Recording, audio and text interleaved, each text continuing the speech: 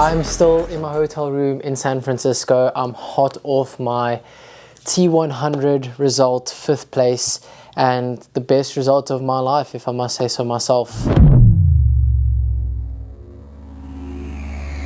Triathlon is unfortunately a very confusing sport to the people that are not super fans, and I have come to realize that a lot of people that follow me are actually not triathlon enthusiasts. They are just life enthusiasts, I guess, or just here for the journey.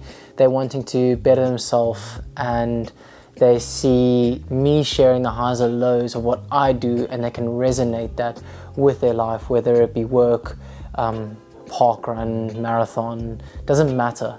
The first question that I thought was applicable was, what is T100 and why is this result such a big deal? It's a 100k distance, 2k swim, 80k bike, and an 18k run. And that is why it's called the T100 series.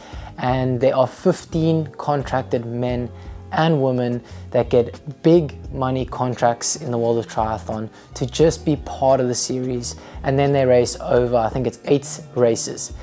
On top of that, they have wild cards that they hand out to people that they see are performing and that could spice up the series. And the T100 is a lot more eyes on it. There's more money, the competition is extremely high. Everyone wants to race this series because of the money, because of the viewership. So to get an opportunity is a really big deal. And yeah, I seized the moment. I did it. I got a 5th, the highest placed wild card of the year thus far. Of course, talk us through the race, start to finish. Ultimately, the race course is very interesting. You get taken on a boat 2 kilometers out into the ocean, and you dive off a boat, so it's a really high, but yeah, you dive off into the boat, into the water, and you got a massive current taking you to shore.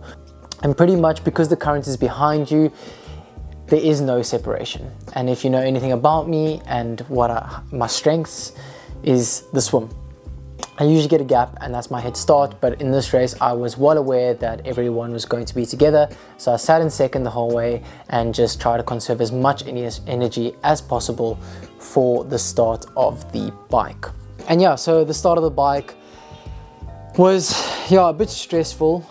For some reason I was having cramps from the get-go, and I jumped on the bike and found myself, entering transition in 2nd place and leaving transition in 14th, 15th. And the thing about this racing in the T100, it's non-drafting, so you have to stay a minimum of 20 meters away from the wheel in front of you. And there's AI technology that gets put on each person's bike where if it flashes red, you're in that zone and you've only got 45 seconds to pass that person. On the bike in 13th essentially means you 13 times 20 to 30 meters back, so you're almost half a K down from the front of the race. And that was my first real challenge, is trying to get myself back into the race. So ultimately that just meant picking off the people that were losing the wheels, which definitely burnt a few too many matches that I didn't want to burn and wasn't in the cards to start out with. But luckily, even though I was suffering a bit of cramps, I still felt like I had really good bike legs. Picking people off, found myself in the lead group with a few guys, I can't remember 6, 7, but I was at the back of this group and had missed Rico Bogan's hardcore attack. I just felt strong, so I slowly went to the front and kind of just put my head down and didn't really attack, but just went for it, went with how I was feeling, and realized I had closed I think 20 seconds on Rico at that point. But then kind of the fatigue started to set in, and I found myself in no man's land where Rico started opening the gap. I think I got off the bike, can't remember, around about a minute and a half, I'm not too sure, but then a minute ahead of the main group, which was Carl Smith, Jelle Geens, Mart van Riel, Nick Mikanuit. And yeah, that's where I found myself. Got off the bike and I realized that I had definitely exerted a lot into the bike, and probably too much. I don't know if it was too much or if I had just been cramping throughout the whole day. That's something that I'm not too sure with. The bike numbers were really high. It was 360 normalized power, which is my best bike numbers I've ever put out. So that was pretty cool.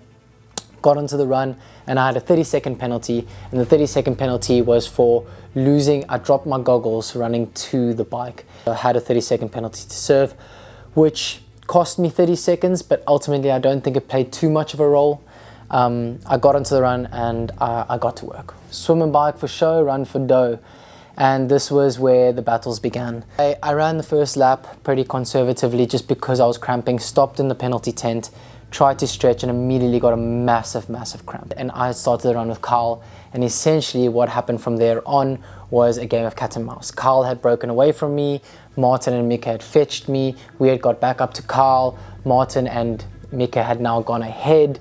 So it was a lot of playing around, and then eventually the four of us were together with about 4Ks to go, and Mika attacked, and you can see how the race unfolded. I don't want to keep it too long. I crossed the line in 5th, had a really nice exchange with Carl Smith, who I've looked up to for a long time, and yeah, got to race with him, got to help him through a dark spot in the race, which was pretty cool. I just said, you know, like, you're in it for the series, like come run with me, and yeah, he pulled out and he got me in the end for a 4th. Fair play, sir.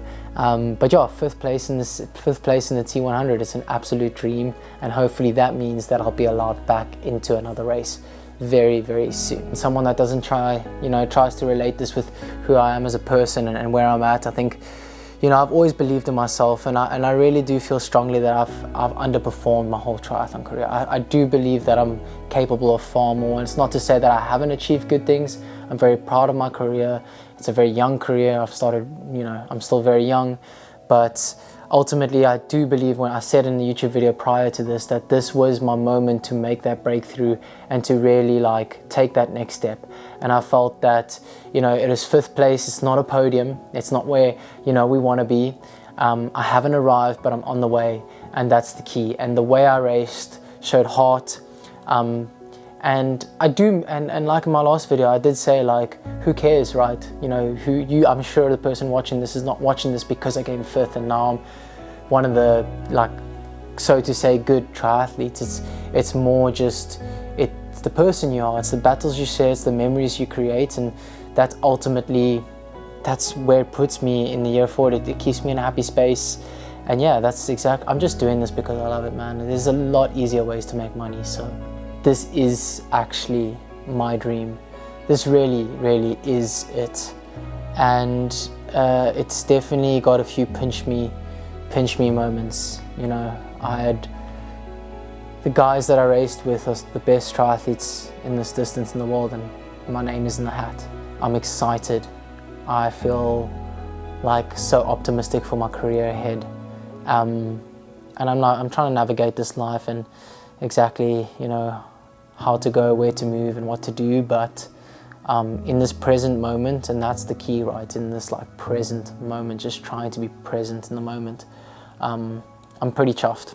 Results don't define me, because my past has always defined me. It's like how I do in races or algorithms or whatever the case may be. I always let that kind of get to say who I was, but I'm slowly recreating myself and understanding that triathlon is just what I do and how I express my life. So yeah, that is ultimately how I'm doing. I'm good, I'm grateful, and yeah, thank you for watching this video. I hope it's not too bad. Arnu is in South Africa and he's gonna edit this for me, so peace and love. Please share this with a friend. You sharing it helps me